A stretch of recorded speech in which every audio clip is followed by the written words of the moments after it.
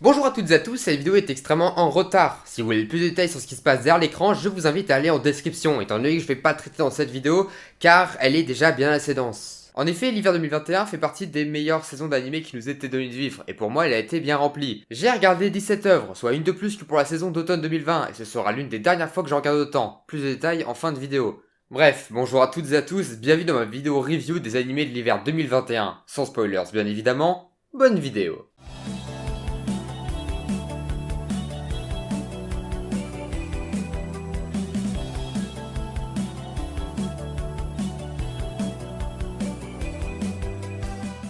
Avant de commencer, je tiens à préciser que je ne parlerai pas de la partie 2 de Jujutsu Kaisen et de la partie 2 de la saison 2 de Re:Zero, qui sont pour moi toutes les deux excellentes, mais je trouvais dommage d'en reparler, alors que mon avis reste globalement même que pour les premières parties. Et aussi, je ne vais pas aborder Ex-Arm, car je ne sais pas comment l'aborder. Objectivement, c'est le pire animé jamais créé sur tous les points, mais j'ai tellement ri en le voyant que je n'ai pas passé des mauvais moments devant. C'est donc très compliqué à noter, donc je m'autorise un joker et je n'en parlerai pas.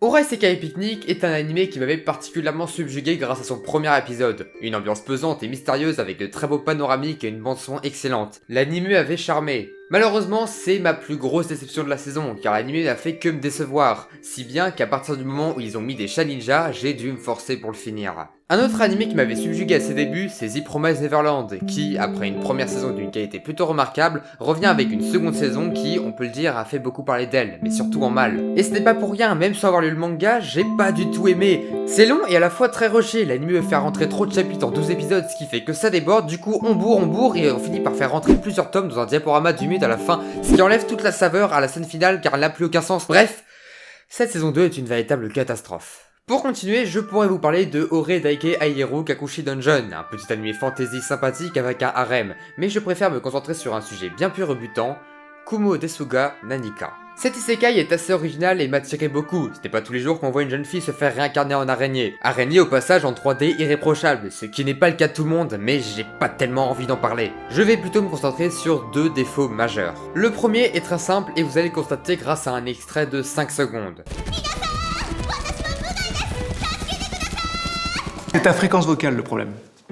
Tu vois, dès que tu parles, peu importe ce que tu dis, c'est chiant. L'héroïne tape sur les nerfs, elle crie tout le temps et elle me fait penser à une version sombre et irritante de Subaru, mais à la rigueur, je peux passer outre. Le véritable défaut, c'est le rythme. Mon dieu, qu'est-ce qu'on s'ennuie. Pour qu'un monde de fantasy fonctionne, il faut lui donner des bases et expliquer ses règles. Comment croire à un monde dont on ne sait rien? Ça fait 12 épisodes que notre héroïne se balade dans les grottes à parler toute seule, et les seuls moments où on voit le monde extérieur sont lorsque l'on voit le reste de la classe. Et encore, même là, c'est pas bien exploité. J'en ai rien à faire de la problématique de Shun, moi ce qui m'intéresse c'est de voir une évolution dans le personnage principal, voir comment elle s'adapte, et pour ça il faut qu'elle ait des interactions. Et là vous allez me dire, oui mais tu comprends pas, c'est pour l'isoler et créer un sentiment de solitude. Oui, je suis d'accord avec ça, mais ça ne marche pas comme ça. Dans Re:Zero, Subaru est complètement isolé à l'intérieur, bloqué par son incapacité de communiquer. Dans The Rising of the Shield Hero, Naofumi est isolé socialement, personne ne lui fait confiance. Dans Kumo Desuga Nanika, on a pris l'héroïne, on l'a mis dans une grotte, et hop, d'accord, elle est isolée, mais il n'y a absolument aucune interaction.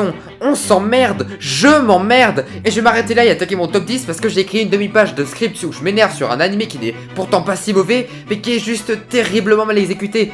Et c'est dommage. C'est dommage parce que derrière ces défauts majeurs, Kumo Desuga Nanika tente de proposer quelque chose de plus gros, tente de changer un peu de la donne.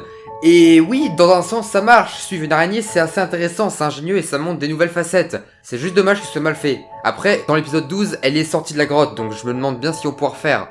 On verra bien. On verra.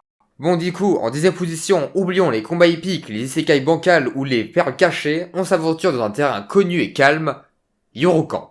Rien ne vaut des filles mignonnes qui font des trucs mignons sous fond d'OST et de gags qui font tout le charme de cette série. Yorokamp est excellent dans ce qu'il propose parce qu'il nous invite à nous poser dans une aventure tranquille, à déconnecter notre cerveau 20 minutes par semaine de la réalité et à voir des filles bien animées manger des trucs bons. Manquerait plus que prendre un transat et on s'y croire. Oh. Yorokamp est un petit réconfort qui fait sourire, et j'aime beaucoup cette série. Elle n'a pour moi pratiquement aucun défaut, elle est drôle et divertissante, et elle dépasse pour moi certaines œuvres de la saison. Et je ne suis visiblement pas le seul, étant donné que la saison 2 de Yorokamp est le 3ème animé le mieux noté de la saison.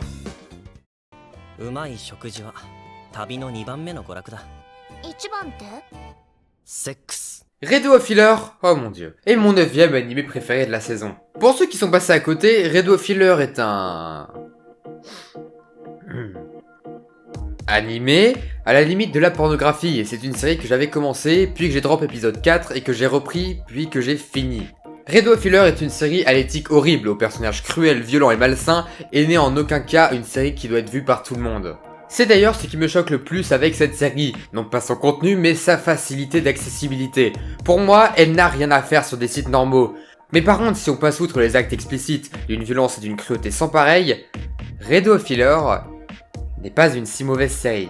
Alors loin de moi l'idée de défendre ses valeurs, mais j'ai tout de même passé des bons moments devant cette série, car elle me changeait des œuvres habituelles et certaines répliques m'ont vraiment subjugué de par leur qualité et leur finesse d'écriture.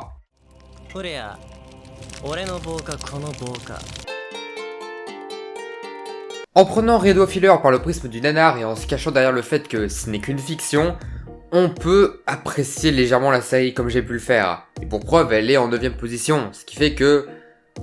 c'est pas mal quoi. Mais bon, il est toujours difficile d'aborder Red Filler tant la série est excentrique et je n'arrive toujours pas à définir mon avis sur cette œuvre, donc je vais passer à la suivante. En 8ème position, on a Jakukara Tomozaki-kun, une série très sympathique, mais son problème, c'est qu'elle n'a que ça pour elle. Elle est juste sympathique, et j'ai absolument rien à dire dessus. Visuellement, je suis pas hyper fan, la série n'a pour moi aucun grand moment, les personnages ne sont pas tous très intéressants, et même les personnages principaux me saoulaient à un moment avec leur caractère ultra auto-centré sur le jeu vidéo, alors que pourtant je suis moi-même un grand fan de jeux vidéo. D'ailleurs, ça se ressent dans mon visionnage, pour moi les 4 premiers épisodes sont les meilleurs, car il y a un système de quête assez original que j'appréciais beaucoup, mais au final, la série a été décevante. C'est drôle de parler de déception car on pourrait aborder la saison 2 de Dr Stone, qui est en 7ème position. La première saison de Dr Stone est fabuleuse car elle avait un scénario très original et une approche ingénieuse de la science. Devinez quelles sont les 2 choses qui manquent à la saison 2.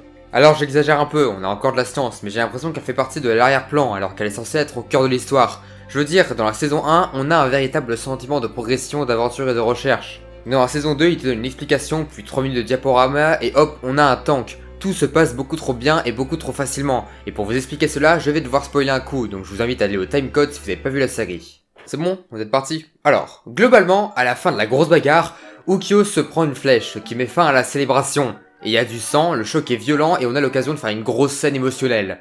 Mais au lieu de ça, tout le monde s'en fiche, ce qui est déjà pas très gentil, mais en plus on retrouve Ukyo en pleine forme après. Et puis la petite sœur de Tsukasa. J'aurais pour le coup préféré que Tsukasa soit un vrai méchant macho qui veut créer un monde parfait, car ça lui suffit et c'est crédible. Pas besoin de rajouter un poids moral qui, en passant, est pas si ouf, pas si cohérent, et qu'on pourrait résumer en « Ma sœur est malade ». Ouais, mais pourquoi tu gazes des statues ? Elle est malade. Bref, la saison 2 de Dr Stone reste sympathique, mais elle est loin de sa première saison qui m'avait ébloui. En 6ème position, on retrouve la partie 2 d'Higurashi no Nakukoro ni Gu. Dans sa première partie qui se concentrait sur le personnage de Rika, Higurashi no Nakukoro ni Gu m'avait pas mal plu, mais ce n'est rien à côté de l'arc de Satoko que je trouve incroyable. Encore plus violent, beaucoup moins prise de tête, on ne perd pas de temps, tout va très vite et tout est très intéressant. La personnalité manipulatrice de Satoko ajoutée au concept de voyage dans le temps, je trouve cette seconde partie fabuleuse, si bien que c'était un des animés que j'attendais le plus chaque semaine. Et puisque je parle d'attente, il est enfin temps de parler de...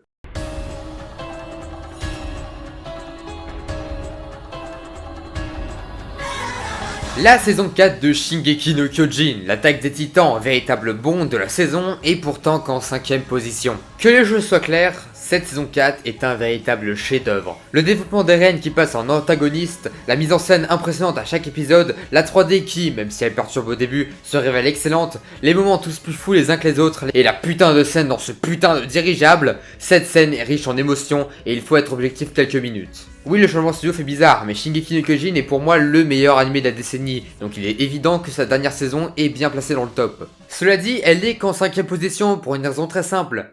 Il y a des choses que j'ai préférées. Faisons descendre un peu la hype pour se pencher sur quelque chose d'un peu plus calme et d'un peu plus grave.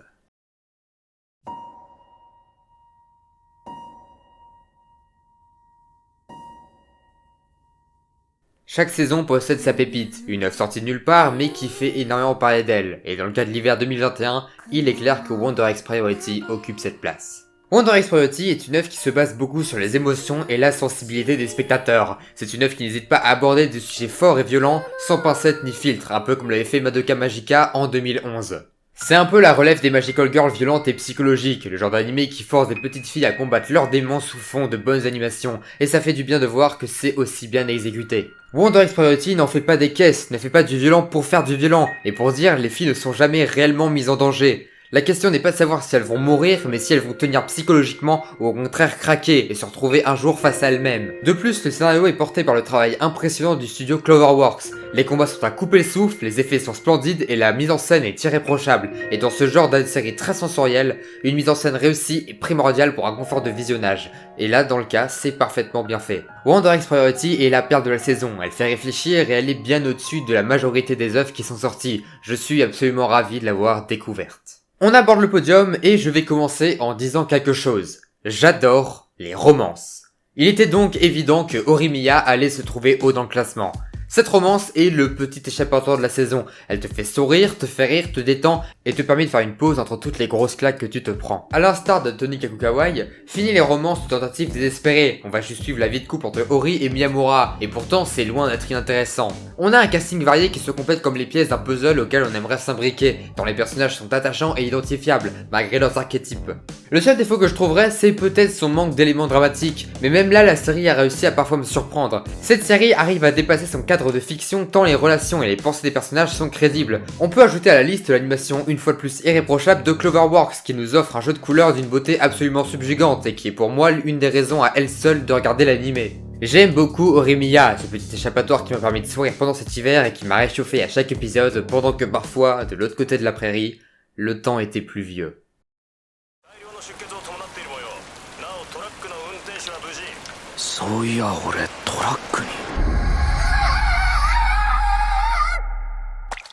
Mushoku Tensei est mon deuxième anime préféré de la saison, car elle réussit là où Kumodesuga Nanika échoue. Les personnages bougent, nous font découvrir son univers, ses fonctionnements, ses populations avec leurs croyances et leur culture, les mythes, les dangers. Mushoku Tensei est un petit bijou de construction d'univers et il maîtrise à la perfection ses codes. Dans Mushoku Tensei, on a un véritable sentiment de progression. On apprend avec Rudeus. Je veux dire, merde, on a même un épisode avec pratiquement aucun dialogue japonais, que une langue inventée. Fini les isekai où tout le monde parle japonais parce que c'est magique. Là, le héros a appris la langue du pays et la maîtrise parfaitement. Ajoutons à cela la collaboration entre WayFox et Egg Firm qui nous donne le studio Bean et on a une animation qui n'a rien à envier aux autres productions et qui la démarque des œuvres fantaisistes produites à la chaîne et rapidement oubliables. On a là une œuvre qui a une envie de se démarquer avec une direction artistique forte aux traits peinturés couplée à une mise en scène maîtrisée et qui fonctionne complètement. Mushoku Tensei est considéré comme le parrain du isekai et ce n'est pas pour rien. Alors oui, les scènes de sexe avec des mineurs sont particulièrement dérangeantes, mais si l'on fait l'impasse dessus, Mushoku Tensei est l'un des meilleurs isekai qui n'ait jamais été créé.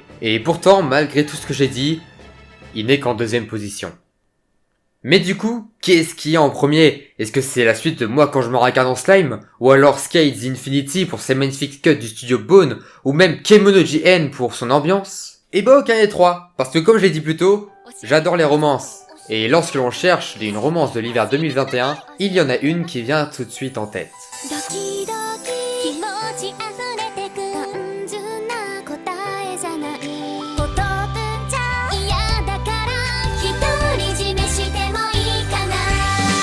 Gotobun Hanayome est un animé dont j'avais apprécié la première saison et dont j'attendais la saison 2 sans douter que je l'aimerais autant. Que ce soit les changements de chara-design, les blagues, le rythme, les retournements des vestes des Anti-Nino ou le développement de Ichika, oui j'adore Ichika, laissez-moi aimer des personnages que tout le monde déteste, et bah cette saison est clairement au-dessus de la première.